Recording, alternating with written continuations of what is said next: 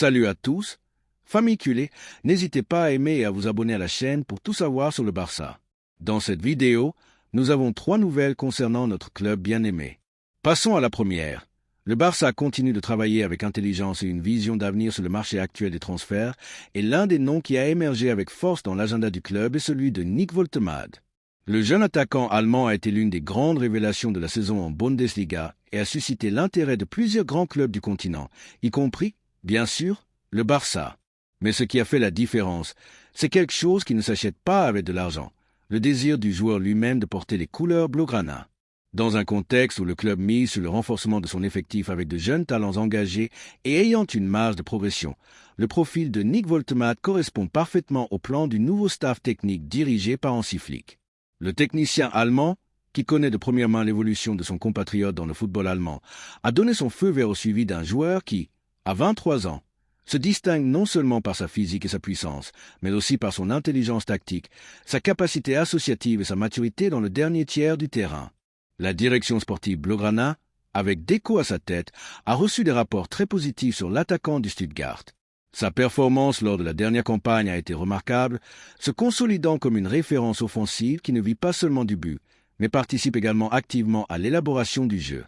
De plus, son explosion lors de l'Euro Espoir, où il a été le meilleur buteur et élu meilleur joueur du tournoi, l'a définitivement mis sous les projecteurs de tous les grands clubs. Cependant, selon des sources proches de l'entourage du joueur, Woltemade a clairement exprimé sa préférence pour jouer au Camp Nou. Cette disposition à rejoindre le Barça a été cruciale pour que le club catalan commence à évaluer sérieusement l'opération. Il ne s'agit pas d'une surenchère effrénée ni d'une course pour voir qui met le plus d'argent sur la table. À Camp Barça, il y a une feuille de route claire, des recrutements cohérents, durables et qui répondent à une idée du football. En ce sens, la figure de Woltemade représente un recrutement logique sur le plan sportif, avec une projection et une pertinence tactique. Sa taille, sa mobilité, sa capacité à jouer à la fois comme référence et en partant de la deuxième ligne, et son engagement sans ballon en font un profil attractif pour Flick, qui veut construire une équipe reconnaissable, équilibrée et agressive dans la pression. Le Stuttgart, de son côté, a clairement indiqué qu'il n'avait pas l'intention de laisser partir sa jeune étoile sans une offre correspondant à la valeur qu'il a acquise ces derniers mois.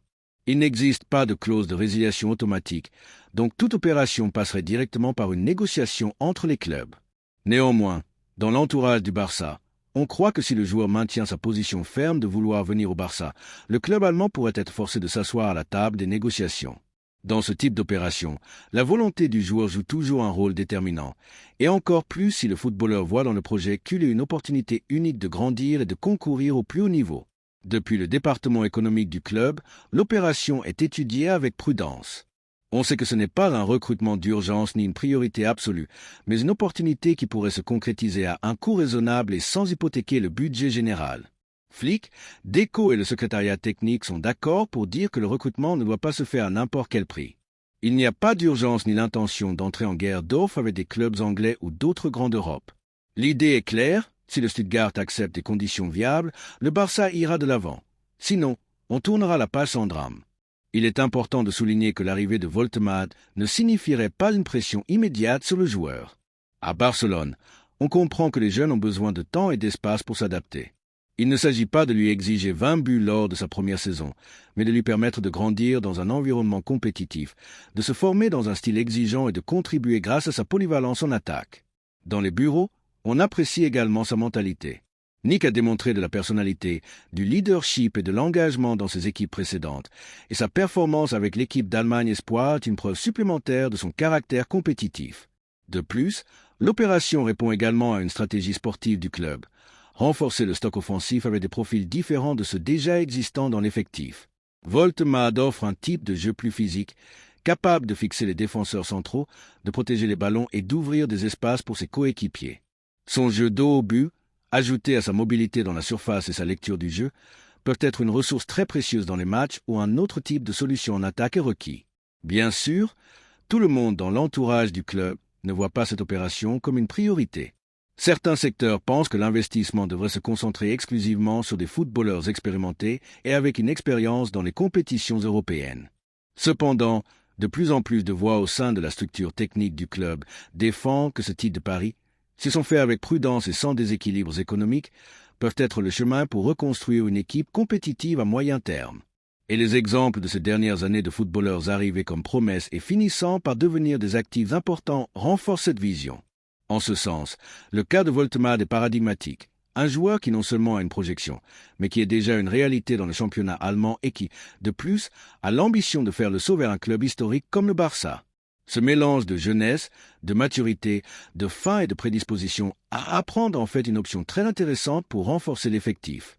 Si l'opération se concrétise, le Barça donnerait un nouveau coup d'autorité silencieux, devançant d'autres géants qui suivent également le joueur et démontrant qu'il reste une destination désirée par les jeunes les plus prometteurs du continent. Car au-delà des titres ou des recrutements médiatiques, ce qui façonne vraiment une grande équipe, c'est la construction patiente, intelligente et cohérente de sa colonne vertébrale.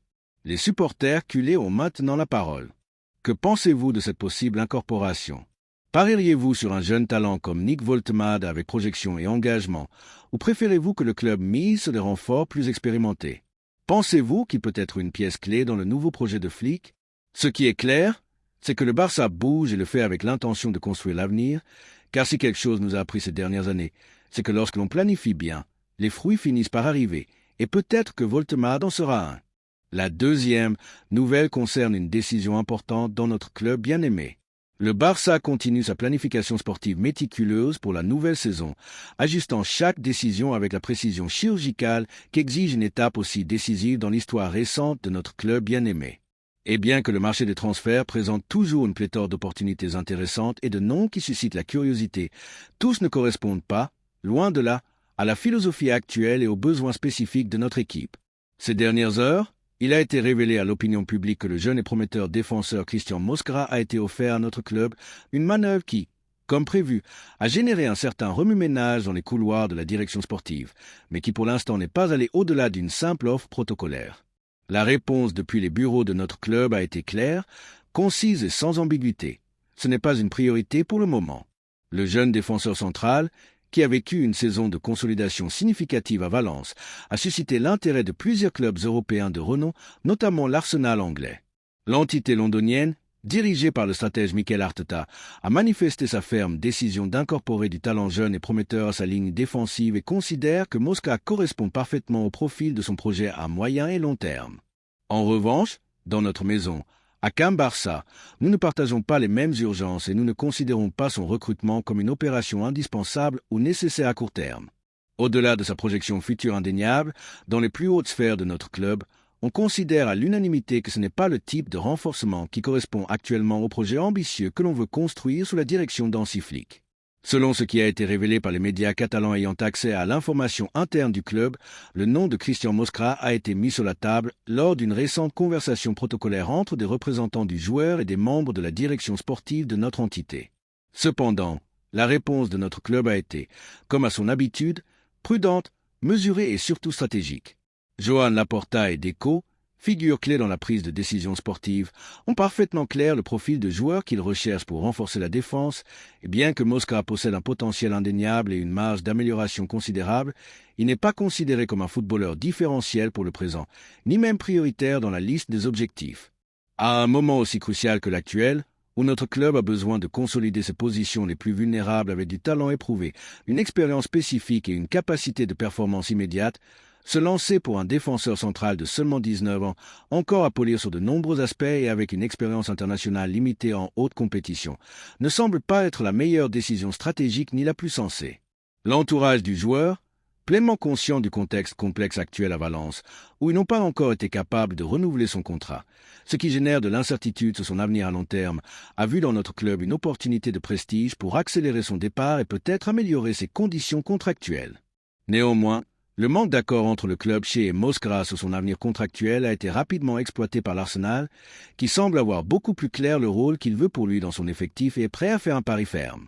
À ce stade, depuis la ville comtale, la situation est suivie avec une attention observatrice, mais sans aucun engagement ni la moindre intention d'interférer dans la lutte qui se développe entre Valence et le club anglais. Il est vrai que notre club a historiquement été ouvert à faire des paris sur de jeunes talents émergents et que des noms avec le profil de Mosquera auraient pu correspondre dans le passé à une politique de renfort à bas coût avec une large marge de croissance et de revalorisation.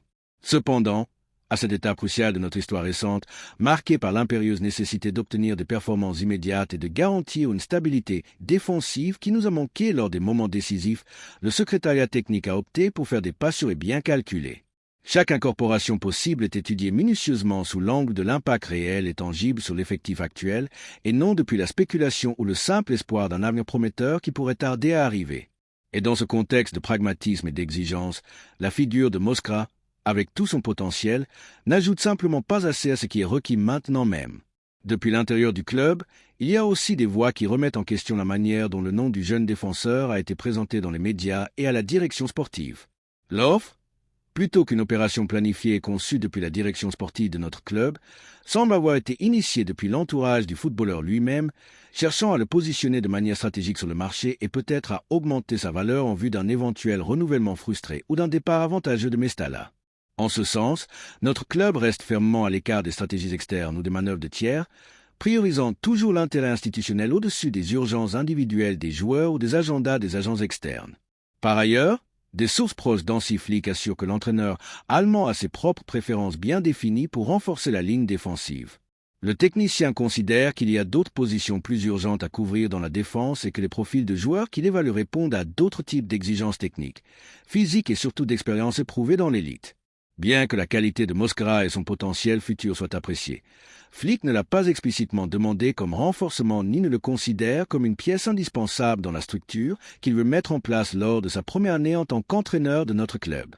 La priorité est de consolider une base solide avec des footballeurs qui garantissent une performance immédiate et une adaptation rapide à son système de jeu de haute pression et de contrôle. Bien sûr, notre club n'est pas en mesure de réaliser des opérations par caprice ou par simple inertie. Chaque euro investi compte et chaque décision prise a un poids considérable qui peut conditionner le court et moyen terme de l'institution. C'est pourquoi se lancer pour un joueur comme Moskra, qui n'a pas encore suffisamment démontré pour justifier un investissement significatif et dont l'arrivée ne résout aucune urgence immédiate dans l'effectif, serait une décision pour le moins questionnable d'un point de vue stratégique. Maintenant, cher Culé, je veux entendre votre voix, votre opinion. Pensez-vous que le Barça devrait se lancer pour Christian Moskra et miser sur son développement au sein de l'effectif malgré les priorités actuelles? Ou pensez-vous, comme la direction sportive, que ce n'est pas le moment pour ce type de recrutement et qu'il y a d'autres besoins plus pressants à couvrir en défense? Ou au contraire, pensez-vous que c'est en réalité une manœuvre de plus de l'entourage du joueur pour faire pression sur Valence ou gagner en visibilité sur la scène européenne? Attention, famille Culé! Ce qui se trame dans les bureaux de notre club n'est pas seulement la planification habituelle de la saison, c'est une véritable stratégie d'échec où chaque mouvement a le potentiel de changer la donne. Et dans cette partie à haute tension, notre président, Joan Laporta, pourrait être sur le point de porter un coup de maître qui laisserait Florentino Pérez et son équipe en échec. Alors qu'à Madrid, ils se frottaient les mains avec l'arrivée imminente d'un jeune talent pour leur défense, un latéral prometteur qu'ils considéraient comme pratiquement acquis, l'astuce et la vision d'avenir de notre direction sportive sont entrées en action. Nous pourrions être à l'aube d'un recrutement qui non seulement renforcerait notre effectif, mais signifierait également un dur revers pour le rival éternel. La nouvelle qui a monopolisé les médias madrilènes ces dernières heures indiquait que le Real Madrid avait pratiquement assuré son prochain renforcement d'avenir, un jeune latéral nommé Álvaro Carra. Les informations émanant de leur programme sportif, avec des déclarations catégoriques de journalistes proches, affirmaient que l'accord avec le Benfica était déjà bien avancé, sur le point d'être officialisé. Selon leur dire, l'entente entre les clubs avait été atteinte après plusieurs semaines de négociations tendues au cours desquelles l'entité lisboète s'était montrée réticente à faciliter l'opération. Un récit de dépassement et de succès blanc, une narrative préfabriquée pour la consommation de leurs supporters, qui, comme nous allons le voir, pourrait s'effondrer bruyamment. Mais voici ce qui est intéressant, Culé. Alors qu'ils célébraient dans l'intimité ce qu'ils croyaient être une victoire avec des toasts virtuels et des unes anticipées, notre club, avec la discrétion qui le caractérise dans ses opérations stratégiques et avec la ruse d'un prédateur en embuscade, aurait pu déplacer ses pièces maîtresses dans l'ombre. Car l'histoire du football, et plus encore celle de notre club, nous a appris que rien n'est vraiment clos tant qu'il n'y a pas de communiqué officiel et que le joueur ne porte pas nos couleurs en posant avec l'écusson que nous aimons tant. Et dans ce scénario, la capacité de réaction, l'agilité négociatrice de notre direction sportive et la vision tactique de notre staff technique, avec le feu vert d'Hansi Flick, peuvent être déterminantes pour changer le cours de ce prometteur défenseur et l'amener là où doit être sa véritable maison, l'endroit où son talent s'épanouira. La formule de paiement et le revirement inattendu, notre force négociatrice déploie sa magie. Les sources madrilènes expliquaient avec force détail que le principal obstacle dans la négociation entre le Real Madrid et le Benfica était la formule de paiement. Les Blancs proposaient de payer le transfert en versement confortable, étalant le décaissement comme ils le font souvent avec leurs grands recrutements, tandis que les Portugais, conscients de leurs besoins économiques, exigeaient la totalité de l'argent comptant.